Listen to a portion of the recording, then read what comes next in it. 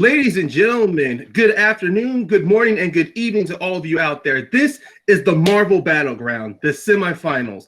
We've had a very interesting and intriguing tournament for us so far. We have Mark versus Cody to see who is going to move on to the finals. You know what? I don't want to waste anybody's time here, so I'm going to get started. My name is Ryan. I'll be your lead judge and host for this match. Let's introduce our other fellow judges. We have Matt. What's up, Matt? How you doing today? Hey, this has been an exciting tournament, and this looks like this is going to be an even more exciting round. So I can't wait to see what these guys bring. My sentiments exactly, man. I'm feeling the same thing you are. And now we're going to introduce our third judge, and I can't wait to get into it with him as well. All of you are very familiar with him, Caleb Coho. What's happening, Caleb? How are you doing so far? I am doing good. This is probably going to be the toughest matchup in the Marvel Battleground so far. Both these guys really know how to fight. Cody is the Battleground champion for a reason. In fact, he's undefeated for a reason. The dude knows how to debate. He knows how to put together a prepped argument. And Mark is one of those rookies that actually shows a lot of promise coming into this Marvel Battlegrounds. He's very passionate about the topic. Mark could walk out of here with the win, or Cody could just keep that undefeated streak alive. This is one that I think everyone needs to be watching. I agree completely. I wanted to hold off on Cody being the champ just so we don't feel how huge this match is going to be and just so nobody's intimidated. So, but you know what? Let's just move on and say hello to our competitors. First off, let's say hello to the champ himself. Cody, how are you? I'm fantastic. I'm actually the lower seed player in this match because I actually played a triple threat and one had to play a singles match, but apparently because you get a KO, that means something. No, I'm excited to be here. Mark is actually slowly becoming a guy that I really respect in this league. Very nice, very respectable. I hope I win, and my undefeated streak will stay intact regardless of how this match turns out because this is exhibition, and Rocky never counted the exhibition against Apollo Creed. So I don't have to count this if I lose tonight. So at that point, I will still be undefeated, and congratulations to Mark if he moves on. Well, some very wise and humble words coming from the champ, although I do sense that he is extremely confident going in. Now, let's say hello to his opponent, Mark. You have definitely risen yourself up during the tournament. You are definitely, from what I heard from the champ, a threat in this match. So, Mark, how are you feeling? Oh, well, my face is a little sore from that backhanded compliment that Cody just gave me, but it's fine. I'll endure, and I'm excited to play him. Look, he's the champ. I've seen him play. I know what he's capable of. I know what I'm in for. But the question is, does he know what he's in for this time? That's I would say sinister and very foreboding for what we have today.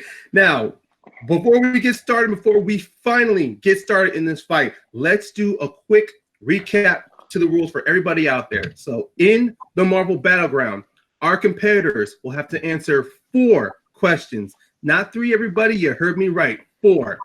And these questions can really go around to anything in Marvel. It could be about the movies, not just the MCU, but Marvel movies alone. We could also go into comics. We can go into the Marvel Netflix shows. Hell, we can even do Marvel video games. Who knows? It's anywhere in this matchup. And just also for a reminder, once we get started, our contestants will have only 90 seconds to state their opening case, followed by a 5-minute debate round, and then a 60-second closing. And to reminder to our competitors, you both have a 1-minute extension you can use, but it's only for one time during the match. Once you use it, you can't use it anymore. So make sure you keep that in your back pocket. Now, with everything said, Mark, are you ready? I am ready to go. Cody, are you ready? Let's do this. Okay, there's something I forgot to say to you guys before we get started. We do have a speed round. So just in case Cody and Mark end up tying throughout all 4 questions, we then move on to the speed round. For the speed round, the competitors must remember they have to say their name whatever subject or topic comes up, just so we know what your answer is going to be. And then for the speed round, it's going to follow. You have a 45-second opener, then it's a 30-second rebuttal, and then a 20-second closing. lot more from the last movie Battleground matches I've seen. But other than that, let's get started, everybody. Now, in the Marvel Battleground semifinals, the first question. I'm going to say this one. This was a hard one, but luckily I don't have to choose. What is the best action sequence in a Marvel Netflix show? And for this, we are going to have Mark start off first. So, Mark, what do you got for us? The question is actually quite simple, and it's not even the one you just proposed. It's what is the best Marvel Netflix show, and it's Daredevil. And when you talk about Marvel's Daredevil show on Netflix, what is the one thing that always comes to everyone's mind about that show? Oh my God, that hallway fight scene in episode 2 is incredible. And why is it incredible? Well, for one, on a technical standpoint, it's a oneer. It is a one take. Find the edit, I dare you. It is a one take of Matt Murdock as Daredevil wrecking shop, fighting all of these henchmen to achieve the goal of saving a little kid. And he does it, and we see Matt just decimate these guys, and we absolutely follow his we follow his progress. We see him get fatigued. We know that this is a show, and they do it right off the gate. Episode 2, they let you know we're not fucking around on this show. We're giving you something special, something incredible. We're letting you know that this is the nitty-gritty of what we have to offer here on Netflix for Marvel. Oh, wow. Okay. That's good. You still had a couple seconds left, but that's a good one. The hallway fight in Marvel's Daredevil. That is a good choice. Now, Cody. All right, my man. What is your pick for the best action sequence in a Marvel Netflix show? My pick is from Daredevil season 2, episode 9, the prison scene featuring Frank Castle. Mine actually shows like actual stakes and actual like risks, and takes a beating instead of, hey, you come in next and you come in and I'll Superman punch you and I'll flip you over. Apparently it never got better after episode 2 for Mark's case, because no action scene ever got better after that. That's really, really surprising to me. This one actually shows Frank Castle get taken to his limits, which you've never seen pretty much before, besides before he turns into the full Punisher. Gets beaten, destroyed, and he pretty much is one of the most brutal fights, especially on Netflix, probably out there. And yeah, I think it's by far the best because it literally shows stakes instead of just sets up a cool shot. Wow. Okay, you guys are definitely keeping it short and sweet. You definitely know how to set it up. Now we are going to be moving into our debate, and whenever you guys feel you're ready to start talking, that is when we go. You talk about stakes, and it's easy to talk about stakes when we've already – look, we don't even know about the stakes because episode 2 of season 1 of Daredevil is the setup. We are just being introduced to everything. The stakes are being set up right away, and right away we're here learning that, oh, look what Matt's capable of. With the Punisher scene, he's in no real danger at all. He's in the prison. He's fighting these guys. They don't pose a threat to him. We've already seen Frank at this point. If you had said a Frank and Daredevil fight early in season 2 or another Frank fight early on, I might have agreed with you, except for we've already established that Frank is this one-man killing machine. The problem is it wasn't best shot. So you're basically saying there's no stakes set up. Well, I'm sorry you picked the wrong one. If you want to pick a hallway scene, maybe the Defenders had a better hallway scene that they actually took from this and made it better with actual things. Punisher actually gets wounded in this fight. You never see Daredevil in any type of shot because they made it for a beautiful shot. They made it to make you go, holy crap, I'm on this for the rest of the season. But they never show any glimpse of it because there's literally slow-mo where something breaks down. He does a Superman punch. The guy just walks there, holds the thing, and then he turns around and kicks him in the face. No one ever thinks. Punisher actually takes damage and actually gouges people's eyes out and slits throats as he's going through and gets injured at this. That one's a beautiful shot, not a great action scene. It's Daredevil is not a scene. Daredevil is already injured going into the fight. That's what's so beautiful about this shot. He goes in he takes on, no, he's injured. He's been fighting already. He's hurt. He has to wrap his hands with that special rope. I'm sure there's a technical term for it. And he's got to use that for extra leverage. He goes in fighting armed assailants. And that's what Frank doesn't do. Oh, sure. These prisoners, they have like little sticks. They've got little made up ships. They don't have guns. They don't have, huge weaponry like that. But Matt does. And Matt goes in there. And that guy that's standing in the back of the hallway should have shot him, but just stands there to wait for Daredevil to kick him in the face because it's substance over actual action. And that's the problem that you face in this entire scene. It is beautiful, no questions asked. But best fight scene? Please, you have to literally subtract reality from it just to understand it because you're like, wow, that's beautiful. But on a rewatch, terrible. Go ahead. No, not terrible at all. I disagree. While your fight scene is pretty good, the problem is, like I said, we don't fear Frank's life in that moment. We know that he's just going to go berserker rage and just take all these dudes out because they're just prisoners. They're not actual henchmen with our heavy artillery. Matt goes in there. We get to see a stylistic rendition, it's very reminiscent of The Raid. Yeah, I said it. Very reminiscent of The Raid in the sense of combat and skill. And we see Matt. And here's the thing. We actually see him get fatigued. It actually feels like an actual fight. It feels like you are there in the hallway as a bystander going, okay. Shit, I'm actually watching this kind of happen. And that's what makes it such a special thing. And you want to talk about stakes? Here's the stakes. Hang on. Here's the stakes. He is going to save a child. Matt is doing that, knowing he's probably going to get very much maimed or killed, but he's going in to save a child. It is a selfless act, whereas Frank is just, I need to survive.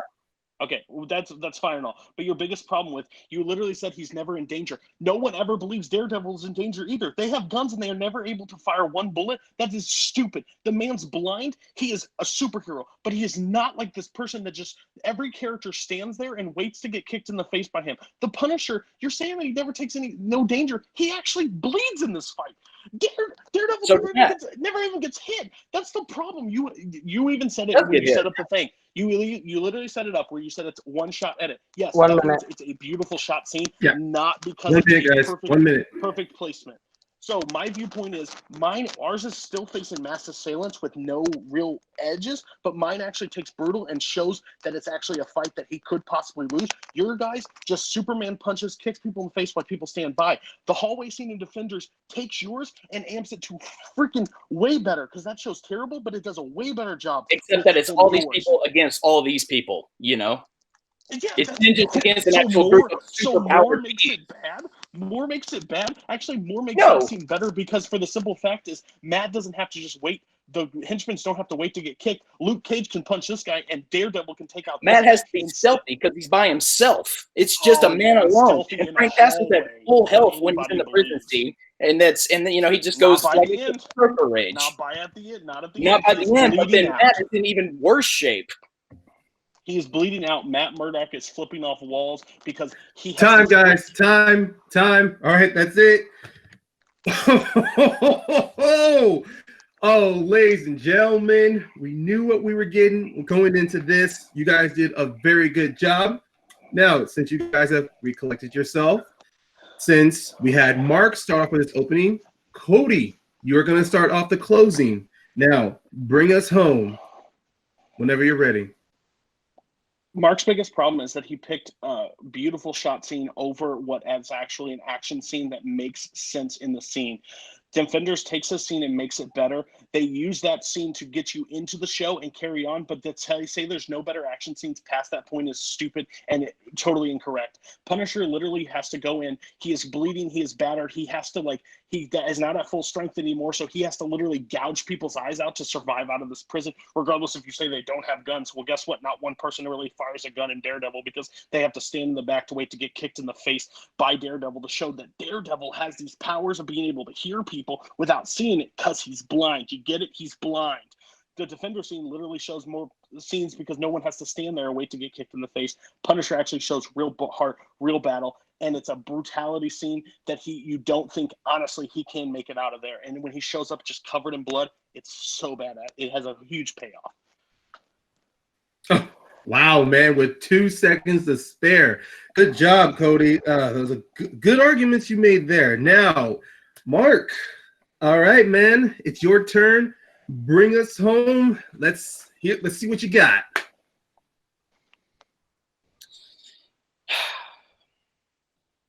The hallway scene is the scene that informs the rest of the incredible fight scenes and sequences that we see in the rest of the show. You want to talk about stakes and character development. At no point did I say there are no better fight scenes or there are no cool fight scenes in the show. I said this one is the best. And you know why? Because the show is called Daredevil. It's about Matt. We are learning about Matt. We are showing him being a hero. And this, episode 2, him going to save this small child is him being heroic, whereas Frank not being a hero, he's just kind of there. And they do go at him one at a time in that prison scene, by the way, whereas Matt, you might say it's one at a time, but it's really not. It's a whole bunch of dudes coming at him at once with firearms. He is already injured while fighting, and he still manages to do what he does and be heroic and utilize. And then that shot being, from a technical standpoint of it being a oneer, just puts you in the shit, as it were. Okay, time. All right. Wow. Okay, you guys brought up some really good points here. This is gonna be really hard to come down to. Okay, so let's start off with you, Mark. The hallway fight. You really did a good job, really establishing not only that this sets up season 1, but it also sets up Matt as a character. You threw out a lot of good points here on how it's about him being a hero, that his entire mission is to save a child. You really did some good shots at Cody for the Punisher scene on how it didn't feel like there was no stakes there because all it took was for Punisher to get mad and he'd fight back. Although Cody did fight back against you, saying that when you do rewatches of the hallway fight, you start to see a few flaws in there. You start to see how some of the stunt actors are waiting for him. But you did fight back as well when it came down to waiting, how you said the Punisher, the prisoners were also going one by one, so you didn't hold up there. But to say that Cody did put more into the prison scene. He brought in that Frank is not only just there alone, but he's fighting against men with weapons, makeshift weapons, including when it comes to shivs. You do see through that white outfit Punisher has that he's being wounded, that he's getting hurt, and how brutal it really is. So I'm just gonna pull off from there. I'm gonna give the point to Cody because he had some more hits to bring into his argument. Let's move on to Caleb. I don't think this fight was as close as you painted it. I think Cody kind of walked away with this one a little bit. I think Mark was able to initially pitch that hallway scene really well, but then Cody came in and really took down a lot of Mark's arguments. I think Mark's own words kind of hurt him there, where in his opening he did say that the show never did those action sequences better than the hallway fight, or as good as the hallway fight. And so Cody was able to kind of capitalize that, turn those words on him, and throw his own points in there. So I'm giving Cody the point. Okay, so for this round, Cody gets the points. Now, let's move on to the second question. And I'm really intrigued by this one, so I can't wait to hear what our competitors got. Question number 2. With the possibility of Adam Warlock in Guardians Volume 3, what other cosmic hero would you like to see in the MCU? Since we had Mark start off this one, Cody, you are going to start off round 2. Cody, who did you pick? I don't have to talk long on this one. I'm really excited for this one. The Fox deal is over. We can all rejoice. We can all have great things in our life again, and one of those is Silver Surfer. Tim Story did what he could for Silver Surfer, but it was not what Kevin Feige will be able to do. You can tie into so much about him being a good guy to him battle. You can bring in Galactus with this. You can have so many different elements with this, and him actually turning good. And that character has so much brilliant places you can go in this next phase, because that's what they're going to have to do after 22 films. They're going to have to introduce these characters from Fox to make us care and think it's relevant. I think it's going to be a perfect choice. You can go so many different directions, especially I would just love the Guardianship to show up and Silver Surfer's just standing on the board right then. Like, oh, Beautiful. Can't wait. So excited. I can't. I'm a man. I'm a nice man. I will not talk about Marks until he reveals him. But yes, Silver Surfer. Bring on Silver Surfer. Let's make it happen. All right, Silver Surfer. That is a really good choice there, Cody. All right, we have one really powerful cosmic character brought into this. Now, Mark, who is your cosmic character that you want to bring into the MCU, or you would like to see in the MCU? Well, the word is that Marvel, with this next phase, and who knows how many phases to come, that they're going to embrace more of the cosmic side. So Silver Surfer, sure. But I think it's a no-brainer to bring in Beta Ray Bill, the horse-faced Thor, as I like to call him, because and I call him that because, well, that's basically what he is. He is a Corbinite, an alien race that that he is chosen. He's almost like the horse-faced Moses. He's chosen to lead his people into the promised lands across the cosmos because they selected him. He had to go through trial and error. He is worthy. Matter of fact, traditionally, he's the one who picks up Mjolnir when he fights Thor, and they go, whoa, time out. How are you doing that? So much so that they make him his own hammer. We've already seen Beta Ray Bill's face on the Tower of Champions in Sakaar in Thor Ragnarok. I mean, it's all but confirmed that Beta Ray Bill is joining the cinematic universe. So what better way to introduce Asgardians of the Galaxy than to introduce Thor's his buddy, his horse-faced buddy, Beta Ray Bill, with the power of Thor at his side, and he's already wielding Stormbreaker, Thor is, so how cool would that be to just see him go, you know what?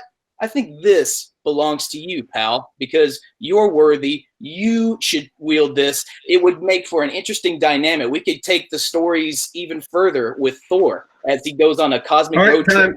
Time there. Yeah. Do you want to use your 1 minute extension, or do you want to stop here? No, it's fine. It's fine. All right. Mark is going to stop there. We have, okay, everybody, two great choices here. We got Silver Surfer versus Beta Ray Bill. Okay, personally, I would want both of these guys in, but this is not my choice. So you guys, all right, whenever you are ready, let's get it on. I'm confused. We have Thor. I don't want a guy that equals Thor. Like, sure you do. No. And I never heard him say when he was getting Stormbreaker was like, this belongs to another guy. Nope, that's Thor's. And Thor showed how badass he was by using it. So why would I want a horse face? No, you said to pass it off. That is so stupid. We already had somebody lift his hammer, which was Captain. That was a perfect send-off. I've already seen somebody already pick it up. That was the cool moment in Infinity War. And then Endgame. We don't need to see it again with a passing of another thing that says, oh, you're worthy to carry this too. A guy that dresses up like Thor. Sorry, Chris Hemsworth says he wants to play Thor as long as he wants. I'll keep Thor. Let's introduce Silver Surfer, which is a character we haven't seen before, that won't have the powers of a character that we have already. We've already seen a Silver Surfer, and they couldn't get him right. So much so that those Fantastic Four movies are, yes, I agree, but they were so bad that we are not going to see that side of those characters for a long time. I guarantee you we won't, but we could see Beta Ray Bill. It would be so much easier. We could see him introduced in Guardians 3. Maybe they fight Adam Warlock and the Guardians and Thor, and maybe Beta Ray Bill enters the fold that way. He could be a very helpful ally. And also, while he doesn't possess the powers cosmic like Silver Surfer, he still has, the ability of Thor, and that could go a long way. We could see like two buddies have a road trip across the right. cosmos. So the ability of Thor, that just sounds thing. And you're saying that just because we won't see that along because Tim Story and Fox screwed up Fantastic Four? That's ridiculous to say, because now they own the properties to carry into a new thing. And Kevin Feige, you don't trust Kevin Feige with Silver Surfer? How dare you, sir? How dare you? You just want a Thor double, which would be cool down the thing. But if they were ever going to introduce that would have been in Ragnarok. It's not now. They've already passed the torch. They're already set up New Asgard. The whole thing is he is off with Guardians of the Galaxy. Your chance to get that and to bring him into the fold against that battle, that would have been the cool point. You don't bring in a Thor lookalike with a horse face, apparently, to make this. You keep Silver Surfer because that also entiles the Galactus. And MCU with Galactus, I like the sound of that. I'll paint you a portrait here. Beta Ray Bill is like the Grey Worm. If you watch Game of Thrones, Grey Worm, the leader of the Unsullied, who is chosen by his group to lead them. Is he the biggest one? No, he's the bravest. They chose Bill, the Corbinites did, to lead them to the way because he was the bravest and he was the most cunning. They enhanced him. They made him stronger. They made him bigger. That goes a long way, man. He is a person that is selfless, that he is a person that we need. He could maybe help bring Thor back to being like, dude, stop wallowing in this self-pity thing that you got going on and you hanging out with the Guardians. No. You're Thor. You're God of Thunder. We need you to be God of Thunder. And now that Odin is gone, you're the All-Father. We need you to be the All-Father. Be the God that you can be. So Beta you Ray want Bill to be the guy to help him do it. You want to bring Beta Ray Bill to help him come out of his depression? I think Thanos did that sitting outside the Avengers compound when he started swinging the hammer and released the lightning bolt on him. You don't need a Beta Ray Bill to be able to introduce this character to have Thor come back. Thor's already going back into space to be with the Guardians of the Galaxy. That's what you want in the character. And the problem with Beta Ray Bill is he's just a copycat horse face. And if you introduced him, if you put him in the next trailer, there are going to be Marvel fans that'll be like, oh my gosh, here he is. But then there's going to be a thing list. That's what we're doing? No, you include Silver Surfer. You make him have to draw that line between him and Galactus. It would be a huge setup. It doesn't have to be over phases. It could just be the next phase with Silver Surfer. It's just a battle. And with him having those cosmic powers, if the Guardians went into hyperspace and they showed up and he's just standing on the surfboard, that makes everybody lose it because they can redeem that. That would remind them of last time. That would remind them of last time and go like, "Oh God, this guy again." They did it right. They did it but right. You don't know if they'll do it right. That's they took Chris Evans, the Human Torch, and put him as Captain America, and everybody broke down when he left. Tell me that they trust Kevin Feige more than anything. He's put an Ant-Man on the screen, and people have gravitated towards it. You trust Kevin Feige with everything. True, but you say that people would look at Bill and go like, that's what we're doing now? You think they weren't saying the same thing about Rocket Raccoon and Groot? And yet Guardians is huge. Everyone loves the Guardians. But he's a side Bill piece, in there, and then you get him in there, he could steal the show. You never know. Look at Korg from Ragnarok. He's a nothing character, and people loved him because he was charming. He had comedic chops. It's type of all right, guys, time. You guys... Okay, I'd be saying this over and over again, but I'm just going to repeat myself. God, you guys, great points. Good fight. Okay, we are now moving into our closing arguments. Once you guys take your time to, get your thoughts back together. Mark, we're going to have you with your closing. Please tell us, why is Beta Ray Bill a good choice? The simple reason is we've kind of been introduced to his face, so we know he's out there somewhere. He could provide a sense of morality for not just Thor, but hell, even the Guardians. Let's say for a second he's going to be introduced in the Guardians. He could be Chris Pratt's new buddy. He could be, no, forget Chris Pratt. He could be Groot and Rocket's weird, freakish-looking new buddy. He could have an interesting dialogue with Drax the Destroyer. I just think Beta Ray Bill would be an interesting, weird cosmic character. And since the MCU is going to double down on cosmic things for the foreseeable future that we think, why not introduce Beta Ray Bill? And that way you can reintroduce Lady Sif because, they have a thing on and off, sometimes depending on the writer. You could introduce that like, oh, wow, Lady Sif. Maybe those two go on their own adventures, but I still think he needs to be buddies with Thor. He needs to give Thor the pep talk that is required to become the All-Father that we think he should be. All right, time, Mark, time. Good job, Mark. Man, I'm going to be honest. You guys are not making this easy for me. Okay, so, Cody, let's move on to you. Your final closing moments on the Silver Surfer. Why is he a good choice to bring into the MCU? Whenever you are ready. I like that he only talked about that the only reason we're not getting Silver Surfer is because they screwed it up last time. That's the only argument against bringing Silver Surfer. So this is pretty taking advantage.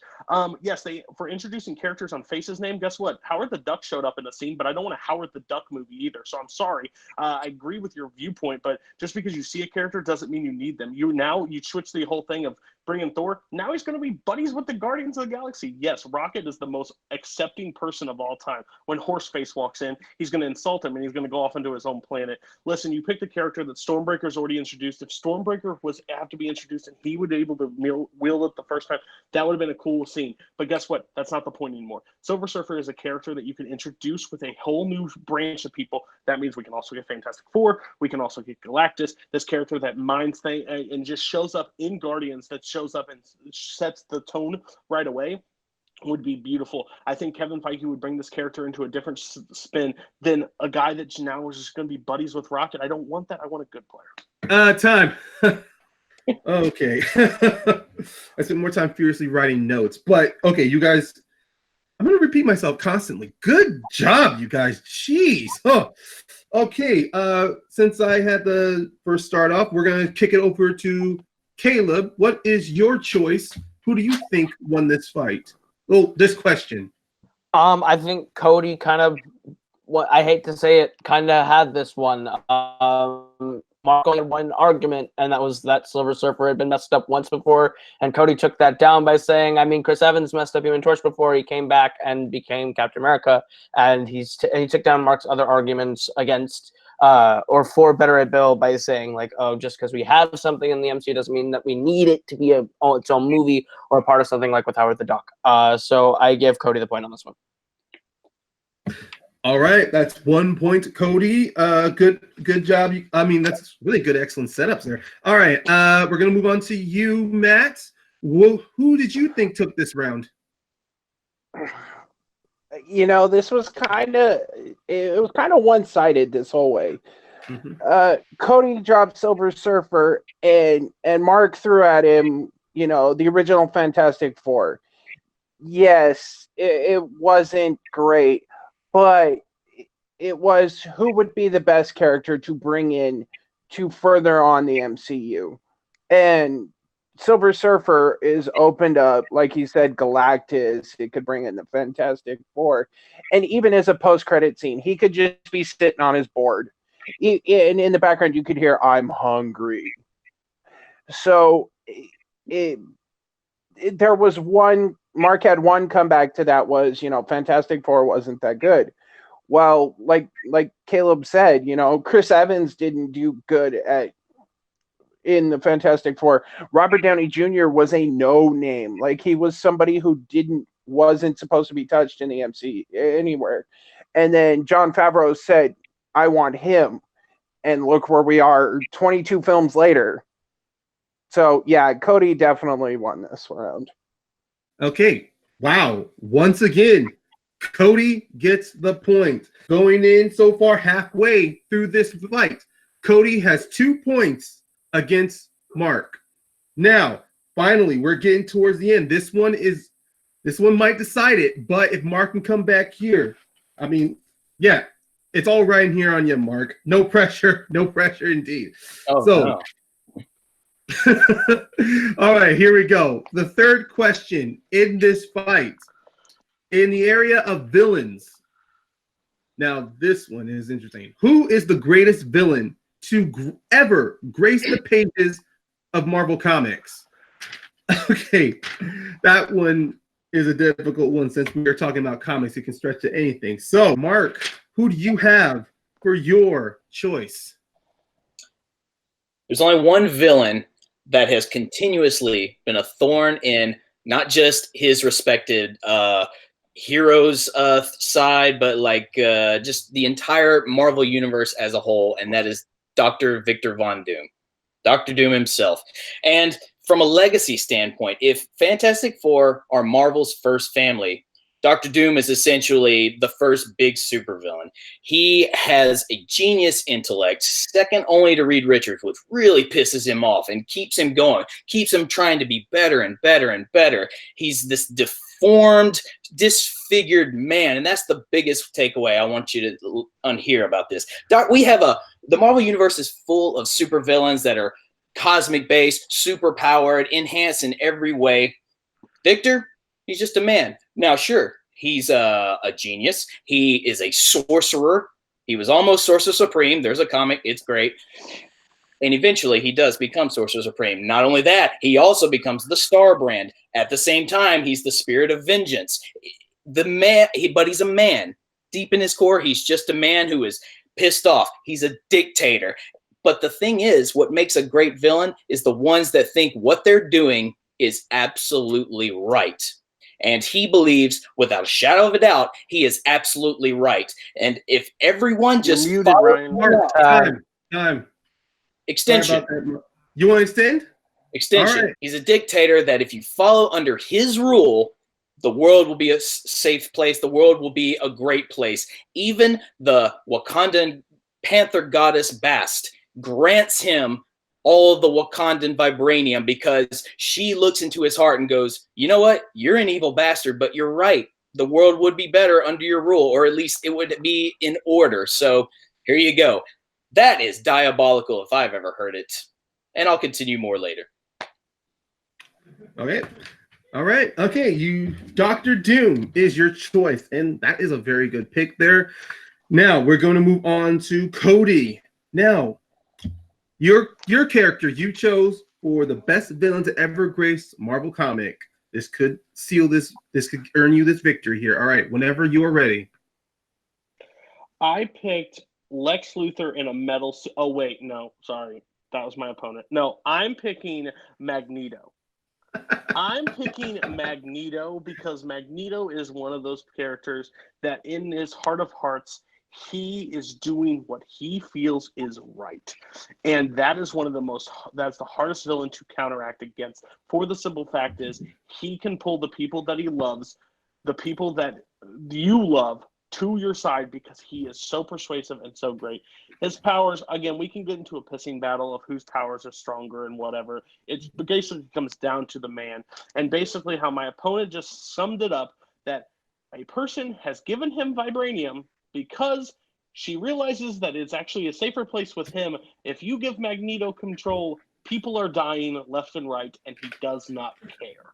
So my viewpoint is Magneto is the most terrifying. He's got the most troubled backstory, and he can't be reasoned with because, one, he stands for what he believes because he saw his own people get eliminated, and that's what people are trying to do to him. That's it. Okay. Awesome. Okay. Wow. We have ourselves. This is a Sophie's choice here of villains here. We got Dr. Doom versus Magneto.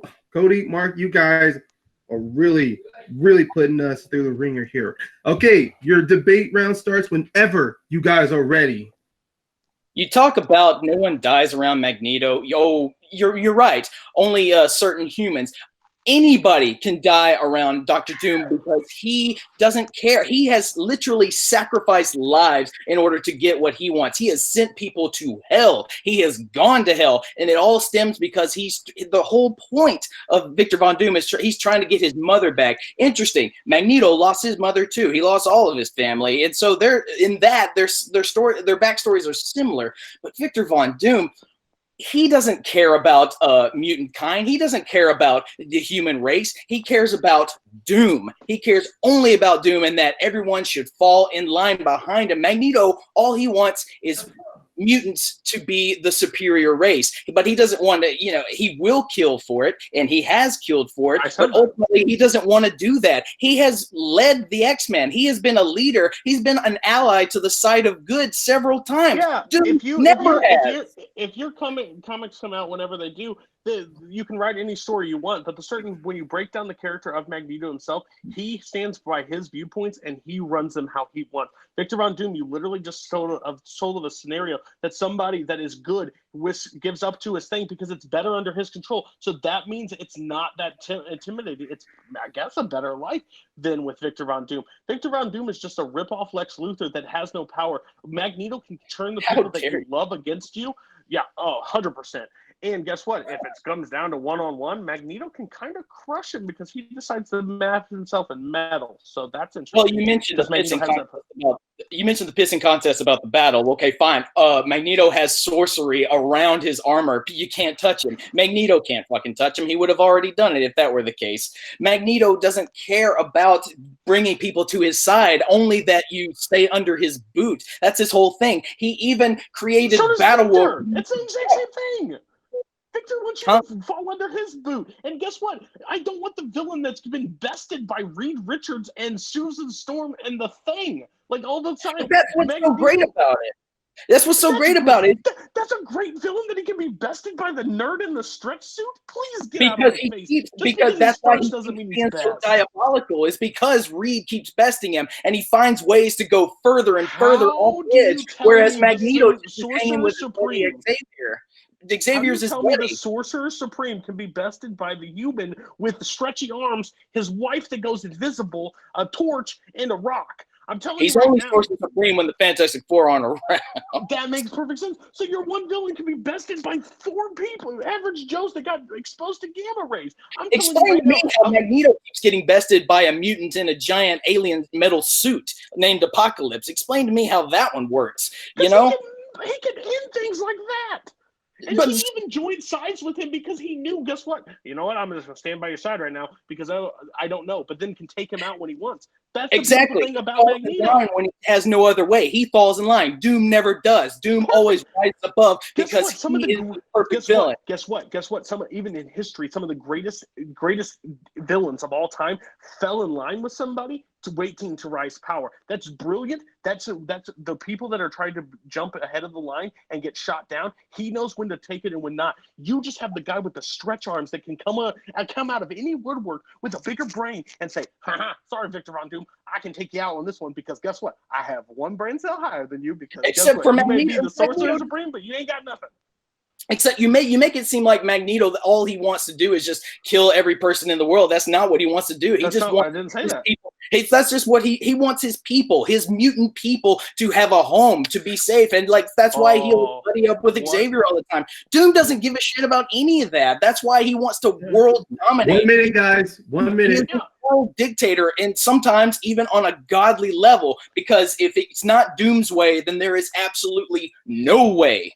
Magneto, but literally, that's not the case. That's not the case because any time that Reed Richards shows around, he turns into a puss ball because he can't handle it. I'm sorry. The problem that I'm facing with this is the writer.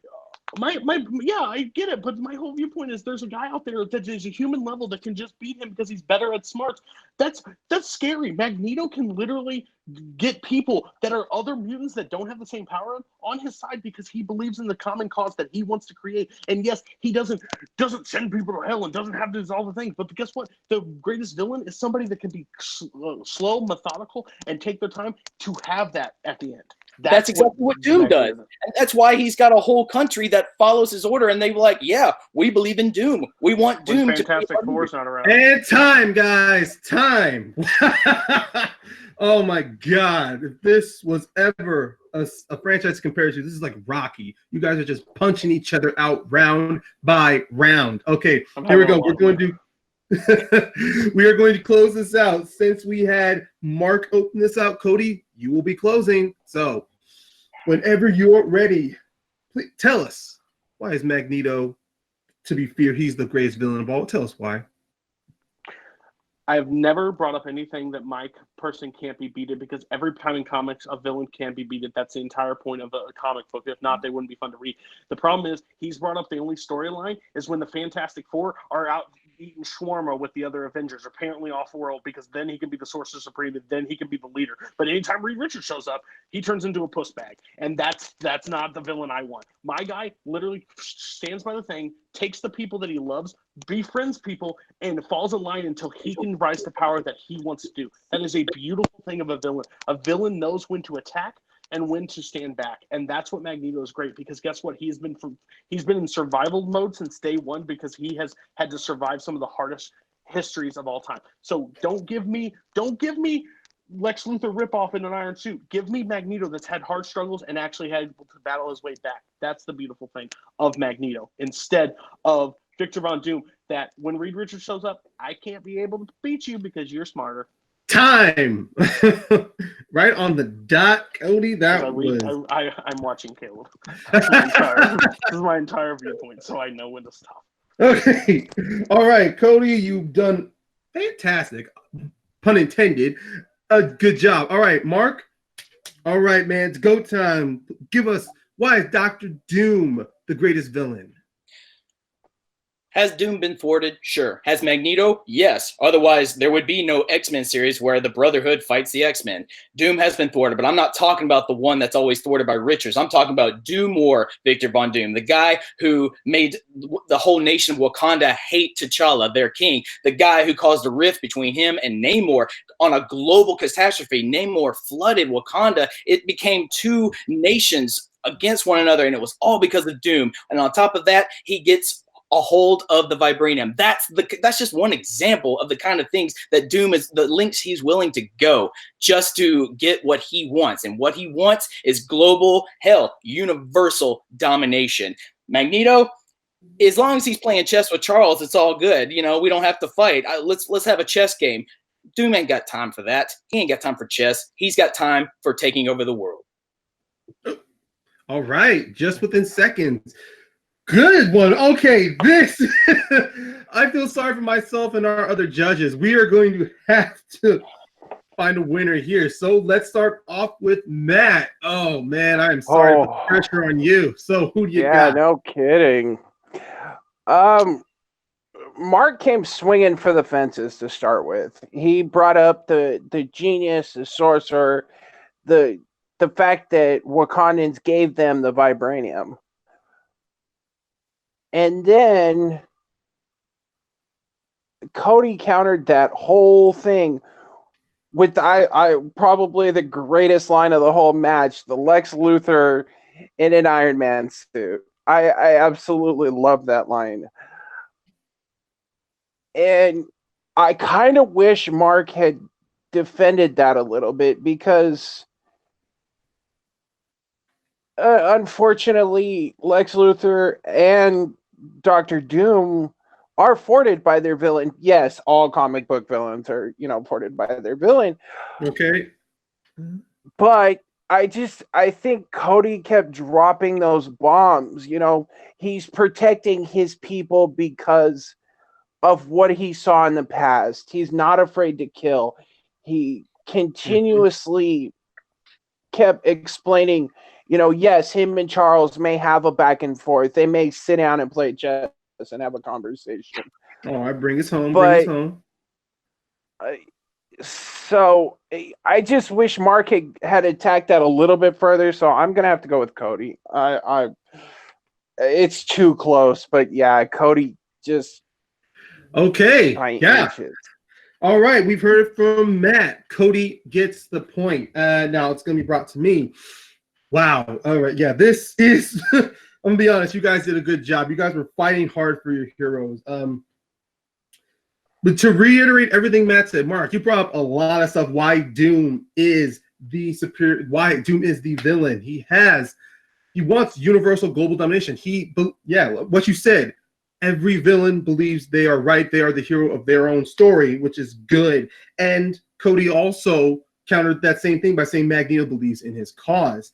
You did have a slight edge on him when you said Doom only cares for Doom, meaning he will sacrifice anyone and everyone to accomplish his goals, while Cody leant back a little bit by Magneto only cares for his own people, which are the mutants. So I could bring up so much, although Cody did hit you a lot with Doom being bested by the Fantastic Four. But then I think in his closing argument, he shot himself a little bit by saying every villain is beaten by their heroes, or so that's why they're villains. So I won't ultimately, Mark, I'm going to go with you because you talked about why Doom is a better villain, because not only because of his brutality, but because you brought up a lot of stories. You brought up examples why Doom is a villain. And you said he has held hero titles, the Sorcerer Supreme, Star Brand. He's held Wakandans. He's held the Vibranium of Wakanda. You said more about Doom, and I was hoping to hear more from Cody on Magneto. So, all right, I'm going to stop myself here. Mark, you get the point. So, Caleb, you are going to be our tiebreaker and seeing if this will be pushed into the fourth question. See, for one of the reasons why you gave the point to Mark is the reason why I'm giving the point to Cody. I think Mark shot himself in the foot when he brought up the Wakanda thing, because by bringing up that the Panther God Bast gave him the powers of Wakanda, that because he should be ruler, that kind of says to me he's not that bad of a guy. Then that means to me that your pick should have been the Fantastic Four if they're trying to stop good from prevailing. If Doctor Doom is such a great leader, and Cody jumped on that and hammer that home. So I have to give my point to Cody in that scenario. Wow. Ladies and gentlemen, the winner of round 3 and the winner of the semifinal match, Cody, win a 3-0 victory. Wow. Okay. This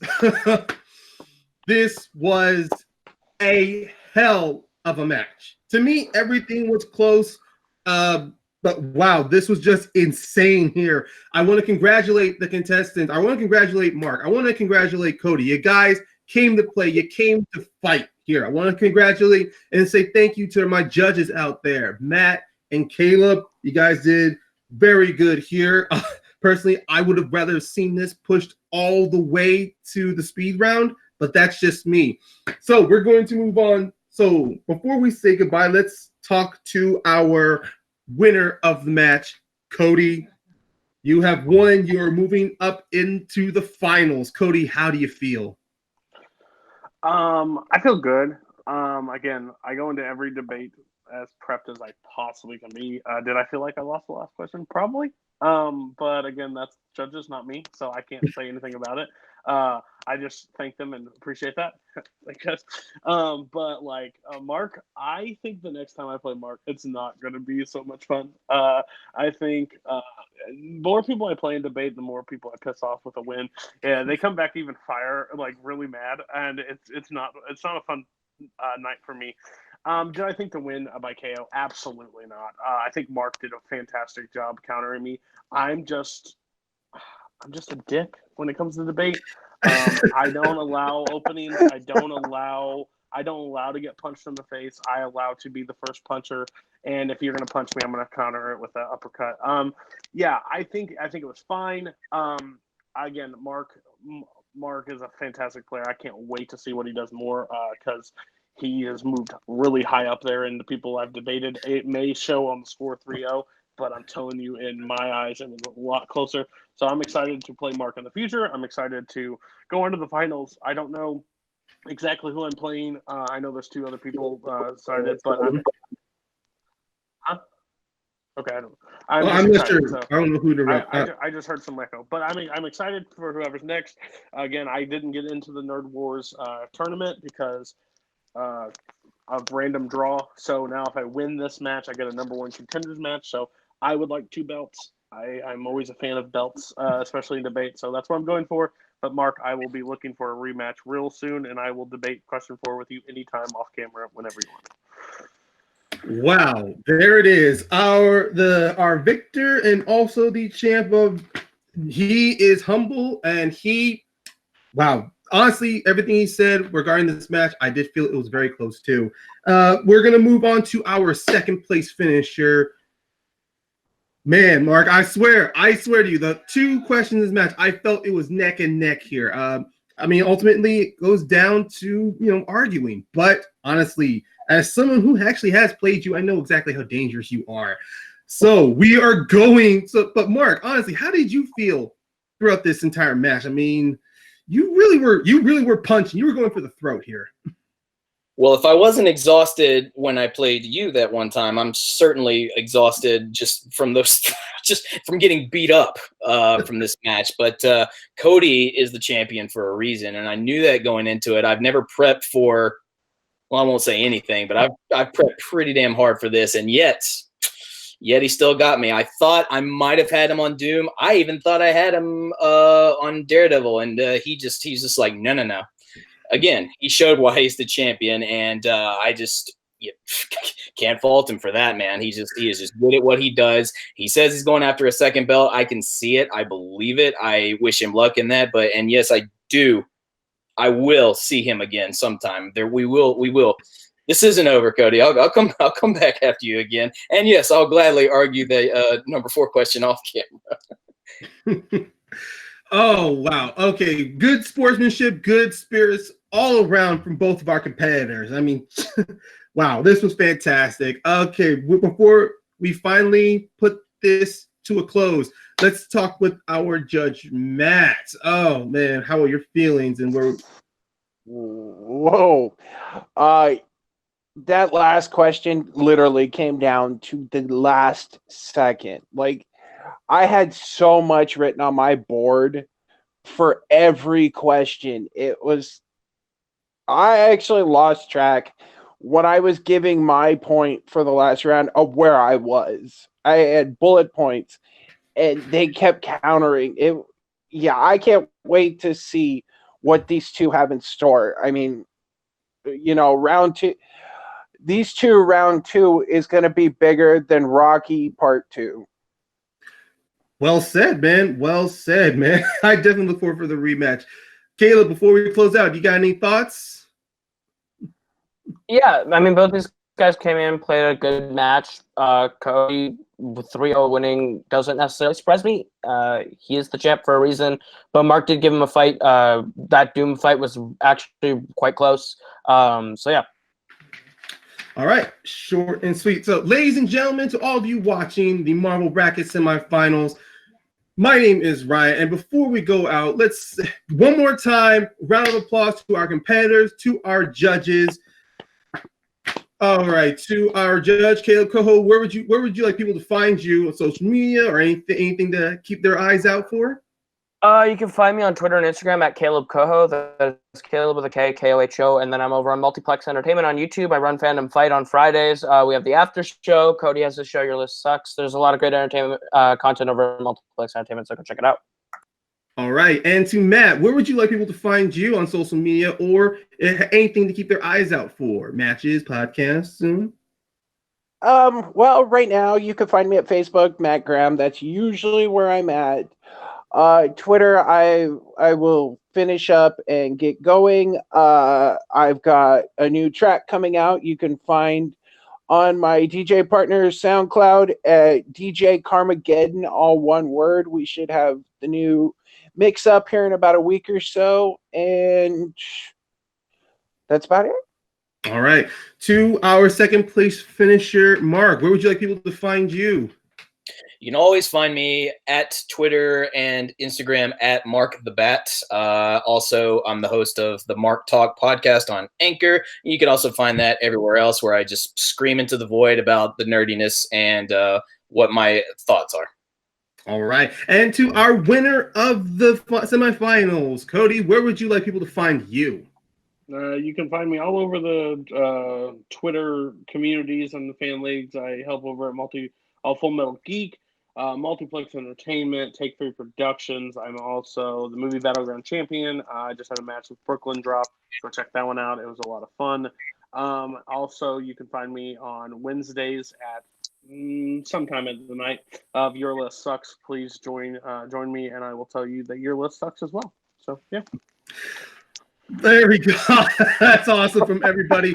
And finally, my name is Ryan Payne. First off, I don't have a Twitter, so don't bother looking for me, but you can find me on Facebook under Ryan Payne. And I will be participating in the 100th episode of the Movie Battleground against Nazario. So if y'all want to look out for that, keep your eyes open. Anyway, my name is Ryan, and good night to everybody here on the Marvel Battleground.